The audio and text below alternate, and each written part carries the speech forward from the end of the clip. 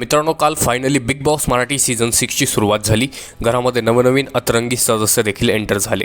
परंतु प्रेक्षक जे आहेत ते बिग बॉसवरती नाराज झालेले आहेत. नेमकं का नाराज झालेत प्रेक्षक पाहूयात या व्हिडिओमध्ये. तर नमस्कार मित्रांनो, स्वागत आहे तुमच्या सगळ्यांचं बिग बॉस डिकोडरवरती.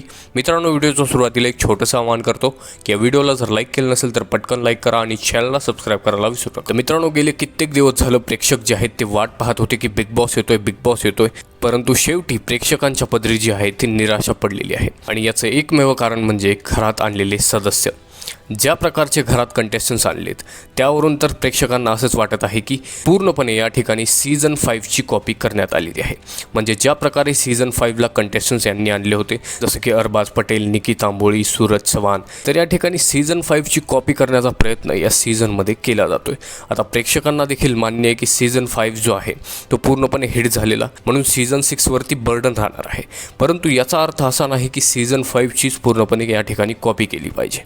तर या ठिकाणी नवनवीन सदस्य जर त्यांनी आणले असते तर त्या ठिकाणी नवीन पर्सनॅलिटीज प्रेक्षकांना पाहायला मिळाले असते. अजून काहीतरी त्या ठिकाणी नवीन सीझनमध्ये घडलं असतं. परंतु या ठिकाणी जे काही सीझन 5मध्ये घडलं तेच या ठिकाणी पुनरावृत्ती या सीझनमध्ये करण्याचे प्रयत्न त्या ठिकाणी ते करत आहेत. म्हणजे या ठिकाणी पूर्णपणे सीझन 5ची जी आहे ती स्क्रिप्ट म्हणून वापर या सीझनमध्ये केली जाणार आहे. आणि त्याचप्रमाणे या सीझन 6मध्ये ज्या प्रकारचे सदस्य त्यांनी आणलेले आहेत तर ते पूर्णपणे बोरिंग आणि इनॅक्टिव्ह आपल्याला दिसत आहेत. तर पूर्णपणे या मोठ्या कारणामुळे प्रेक्षक जे आहेत ते बिग बॉसवरती नाराज झालेले आहेत आणि त्या ठिकाणी या सीझनवरती निराशा व्यक्त करत आहेत. तर मित्रांनो, तुमचं या सगळ्यांवरती काय मत आहे आम्हाला कमेंटमध्ये नक्की सांगा.